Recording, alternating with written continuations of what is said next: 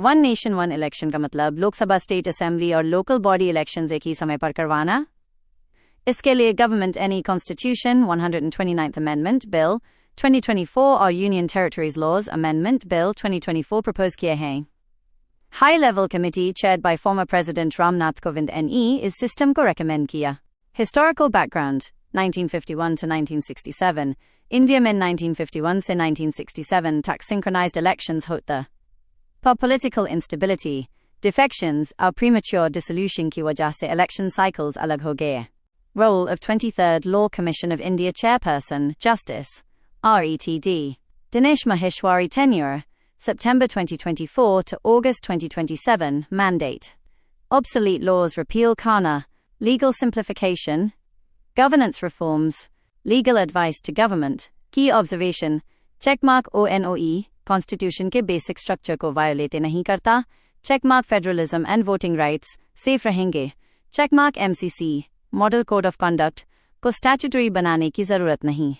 Constitutional provisions amendment via article 368, state ratification needed नहीं क्योंकि federal structure affect नहीं होता। फोकस सिर्फ timing and frequency of elections पर है, एनए की डेमोक्रेटिक राइट्स पर। Advantages of ONOE, policy continuity, बार बार इलेक्शन से होने वाली पॉलिसी पैरालिसिस कम, cost reduction, election expenses, security, logistics, mean heavy saving, better governance, government का focus development पर administrative efficiency, repeated deployment कम political stability, continuous campaigning से relief. Challenges and criticism, regional issues overshadow होने का risk, federal autonomy concerns, premature dissolution का constitutional challenge, political consensus की कमी, federalism concerns, law commission के मुताबिक checkmark federalism dilute नहीं होता, checkmark सिर्फ इलेक्शन टाइमिंग चेंज होता है, पावर्स नहीं। Feasibility and roadmap, phased implementation, constitutional amendments, political consensus, institutional preparedness, model code of conduct, MCC 23rd Law Commission का कहना, checkmark MCC को statutory status देने की जरूरत नहीं, checkmark flexible MCC fast decision making allow करता है।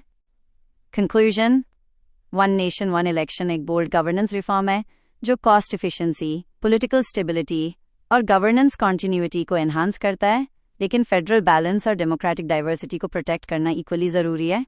UPSC value addition keywords, ONOE, 23rd Law Commission, Constitution, 129th Amendment Bill, MCC, Model Code of Conduct, Article 368, Federalism, Electoral Reforms, Governance Efficiency.